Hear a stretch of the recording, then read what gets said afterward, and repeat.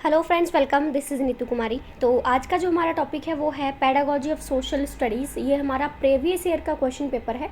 BEd second semester का है ये, और ये यूसोल से रिलेटेड एग्ज़ाम है हमारा। बाकी आप कोई भी और जगह से बीएड कर रहे हो तो वहाँ पर, क्योंकि सिलेबस तो सेम ही होता है, तो आप इस वीडियो से ये पता लगा सकते हैं कि किस तरह से जो क्वेश्चन है एग्जामिनर फ्रेम करता है। क्योंकि कई बार हम कोई टॉपिक पढ़ लेते हैं सिर्फ 2 मार्क्स के लिए और वो आ जाता है जो है पूरा 8 मार्क्स के लिए। तो आप यहाँ से क्वेश्चन देख सकते हैं कि किस तरह से बनाए जाते हैं। बाकी ये लिख रखा है इन्फॉर्मेशन के मैक्सिमम मार्क्स जो होते हैं वो आपके 40 नंबर के होते हैं। बाकी 10 नंबर टीचर के हाथ में होते हैं। बाकी और उसके अलावा ये 3 घंटे का जो टाइम है आपको वहाँ पर प्रोवाइड किया जाता है। सारे क्वेश्चन आपको अटैम्प्ट करने होंगे और यूनिट 5 में आपको 4 क्वेश्चन दिए जाएंगे जो कि 2-2 मार्क्स के होंगे। वो चारों आपको कंपलसरी होंगे करने। ठीक है, तो चलिए यूनिट 1 की बात करते हैं। तो यूनिट 1 में लिखा है discuss concept, need and importance of lesson plan. यानी कि लेसन प्लान के बारे में अपना उसका बताना है कि लेसन प्लान होता क्या है, उसकी नीड क्या है, इंपॉर्टेंस क्या है, वो आप बता देंगे। फिर है explain ICT based lesson plan with the help of an example. ICT based lesson plan भी आपको बताने पर साथ में लिख रखा है कि आपने एग्जाम्पल भी देने हैं। विदाउट एग्जाम्पल आप काम करोगे, थोड़ा बता दोगे, तो एग्जामिनर आपको कम ही नंबर देगा। यूनिट 2 में आता है discuss qualities and role of social studies teacher. एक सामाजिक अध्ययन का जो टीचर है उसका रोल क्या होता है। देखो यहाँ पर नॉर्मल लिखा हुआ है कि सोशल स्टडीज़ का टीचर, तो कहीं ना कहीं आपके मन में जो पॉइंट आनी चाहिए वो सामाजिक अध्ययन से संबंधित ही आनी चाहिए।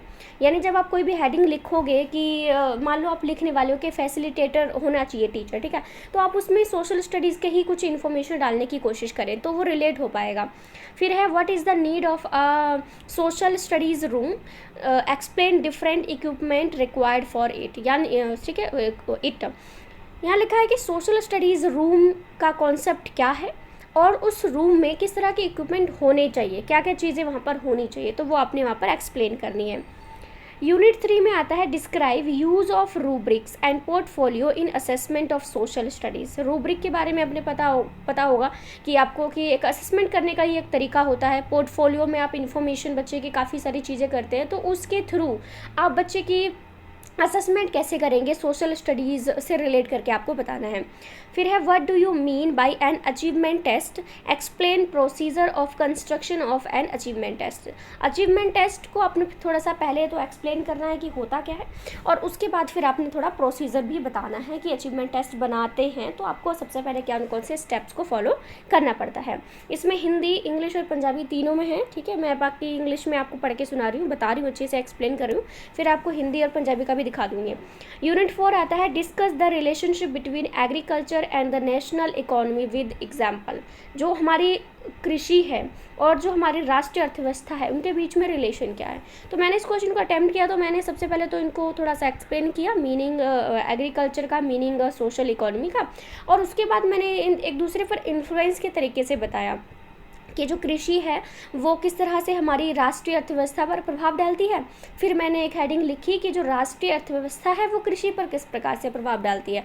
तो इसी तरह से मैं पॉइंटों को लिख के आई थी और काफ़ी सारे पॉइंट भी बन जाते हैं। फिर है explore the impact of globalisation upon different aspect of Indian economy. ठीक है, यूनिट 5 की बात करें तो यहाँ पे आता है right short notes on the following.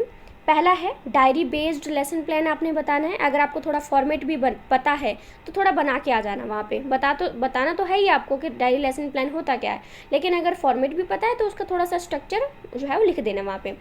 फिर है importance of social studies text book. Science, हमारी सोशल साइंस से रिलेटेड जो किताबें बनाई जाती हैं, बच्चे पढ़ते हैं, जिसमें अपनी हिस्ट्री, पॉलिटिक्स और इकोनॉमिक्स हो गया, और भी कुछ हमारे सब्जेक्ट से मिलकर सोशल स्टडीज़ बनता है। तो इस तरह की जो बुक बनाई जाती हैं तो उसका इंपॉर्टेंस क्या है, थोड़ा लिख देना इसको। फिर है ओपन बुक टेस्ट क्या होता है, एडवांटेजेस और डिसएडवांटेज, क्योंकि यहाँ पर सिर्फ एक टर्म दी हुई है, आपकी मर्जी है कि आप इसमें कोई भी हेडिंग लिख सकते हैं, इसके फ़ायदे और नुकसान हो गए, किस तरह से किया जाता है टेस्ट, आप जो मर्जी इसमें लिख सकते हैं, क्योंकि कोई स्पेसिफिक नहीं पूछा कि आपने सिर्फ इंपॉर्टेंस ही बतानी है। फिर है कॉन्स्टिट्यूशनल डिज़ाइन।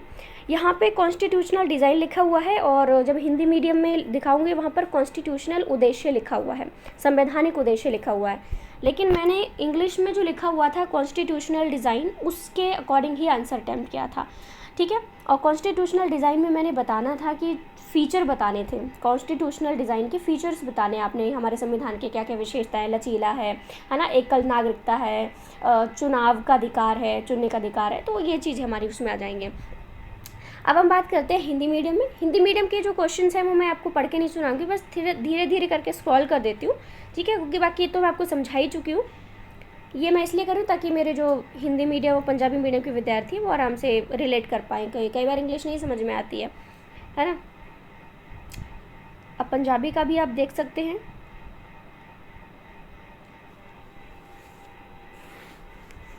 और ये अपना यूनिट 5, ठीक है।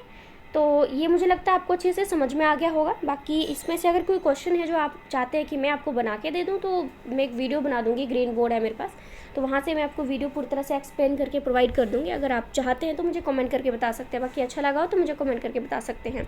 So thank you so much friends, thank you.